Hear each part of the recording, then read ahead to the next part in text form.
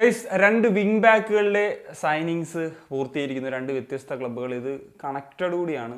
എന്താണെന്നുള്ളത് പറയാം. ആദ്യത്തേത് വിഘ്നേഷ് ദക്ഷിണമൂർത്തിയെ സ്വന്തമാക്കുന്നത് ചെന്നൈയിൻ എഫ് സി ആണ്. ചെന്നൈയിൻ എഫ് സി ഈ സീസണിൽ ചറവറ സൈനിങ്സ് ആയിരുന്നു, പ്രത്യേകിച്ച് ഇന്ത്യൻ പ്ലേയേഴ്സിൻ്റെ കാര്യത്തിലൊക്കെ പറയുകയാണെങ്കിൽ. ഞാൻ വിചാരിച്ച് അവരുടെ പരിപാടികളൊക്കെ അവസാനിച്ചു എന്നുള്ളത്. എന്താണെങ്കിലും ഈ സീസണിലെ 12ാമത്തെ സൈനിങ് ആയിട്ട് മാറുന്നു വിഘ്നേഷ് ദക്ഷിണമൂർത്തി എന്ന് പറയുന്ന 26 വയസ്സുകാരനായിട്ടുള്ള ലെഫ്റ്റ് ബാക്ക്.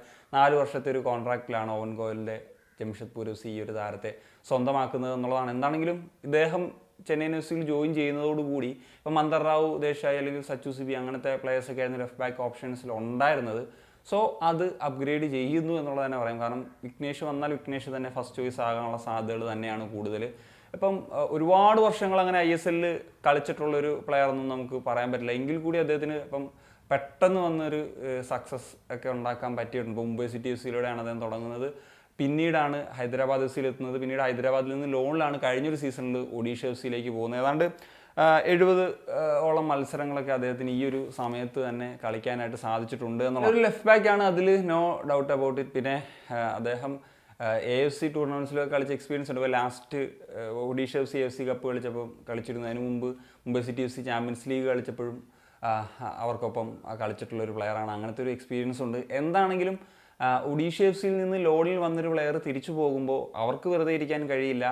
അവർ മറ്റൊരു താരത്തെ കൊണ്ടുവരുന്നു, സേവിയോ ഗാമ എന്ന് പറഞ്ഞിട്ടുള്ള FC ഗോവയുടെ ഒരു താരം. ഗോവയിൽ ഇനി കൂടുതൽ ഓപ്പർച്യൂണിറ്റീസ് കിട്ടാനുള്ള സാധ്യത കുറവാണെന്ന് മനസ്സിലാക്കി തന്നെയുള്ളൊരു മൂവാണ് നടത്തിയിരിക്കുന്നത്. എന്നാൽ നമുക്കറിയാം ലൊബേറയുടെ കീഴിലേക്കാണ് അദ്ദേഹം കളിക്കാൻ വരുന്നത്. കാരണം സേവിയോ ഗാമയെ ഉയർത്തിക്കൊണ്ട് വന്നിട്ടുള്ള ഒരു കോച്ച് തന്നെയാണ്. കാരണം 2018 മുതൽ സീനിയർ ടീമിൽ FC ഗോവയുടെ സീനിയർ ടീമിൽ കളിക്കുന്ന ഒരു പ്ലെയറാണ് സേവിയോ ഗാമ.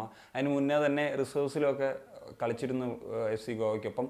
പറഞ്ഞ പോലെ ലൊബേറയുടെ ഒരു കീഴിലാണ് അദ്ദേഹം ഉയർന്നു വരുന്ന ഒരു സാഹചര്യം ഉണ്ടായത്. ഇപ്പം കഴിഞ്ഞ സീസണൊക്കെ നോക്കിക്കഴിഞ്ഞാൽ അങ്ങനെ ഒരുപാട് ഗെയിം ടൈം കാര്യങ്ങളൊന്നും കിട്ടിയിരുന്നില്ല. എന്താണെങ്കിലും പറഞ്ഞ പോലെ അവർക്ക് വേറെ ഓപ്ഷൻസൊക്കെ ഉണ്ട് ഉറപ്പായിട്ടും. അവർ അത് ലെഫ്റ്റ് ബാക്ക് പൊസിഷൻ കൂടുതൽ സ്ട്രെങ്തൻ ചെയ്യാൻ ആണ് ഈ ഒരു താരത്തെ കൊണ്ടുവരുന്നത്. അതിന് തന്നെ ആയിരുന്നു കഴിഞ്ഞ ജനുവരി വിഘ്നേഷിനെ കൊണ്ടുവന്നത്. ഇപ്പോൾ ഇതാ വിഘ്നേഷ് പോകുമ്പോൾ മറ്റൊരു താരത്തെ കൊണ്ടുവരുന്നു എന്നുള്ളതാണ്. പറഞ്ഞ പോലെ ISLലും അതുപോലെ തന്നെ AFC ചാമ്പ്യൻസ് ലീഗിലും ഒക്കെ അടക്കം മാച്ചസൊക്കെ കളിച്ചിട്ടുള്ളൊരു എക്സ്പീരിയൻസ് സേവിയോ ഗാമയ്ക്കും പറയാനുണ്ട് എന്നുള്ളതാണ്. ഇറ്റ്സ് എന്താ പറയുക, ക്വൈറ്റ് നാച്ചുറൽ. ഒരു പ്ലെയർ അവരുടെ പൊസിഷനിൽ നിന്ന് പോകുമ്പോഴത്തേക്കും അവർ ആ ഒരു പൊസിഷനിലേക്ക് മറ്റൊരു താരത്തെ എത്തിക്കുന്നു. ഇത് വളരെ നോർമലായിട്ട് ക്ലബ്ബുകളൊക്കെ ചെയ്യുന്ന കാര്യമാണ്. ഒട്ടും അബ്നോർമൽ അല്ലാത്തൊരു കാര്യമാണ് ഇത്. വേറെ ഏതെങ്കിലും ക്ലബ്ബ് ചെയ്താലാണ് നമുക്കിത് ഒരു വലിയ കാര്യം എന്ന് പറയാൻ പറ്റുക. ഇത് സാധാരണ ക്ലബ്ബുകൾ ചെയ്യുന്ന കാര്യമാണ്. അതെങ്കിലും ചെയ്യണം എന്നുള്ളതാണ് ചില ക്ലബ്സിൻ്റെയൊക്കെ ഫാൻസ് ആഗ്രഹിക്കുന്നത്. അത്രേ പറയാനുള്ളൂ. നിങ്ങളുടെ ഒപ്പീനിയൻസ് ഉറപ്പായിട്ടും കമ്പോസ് ചെയ്യാൻ പറ്റിയ കാര്യം സനിങ്ങ.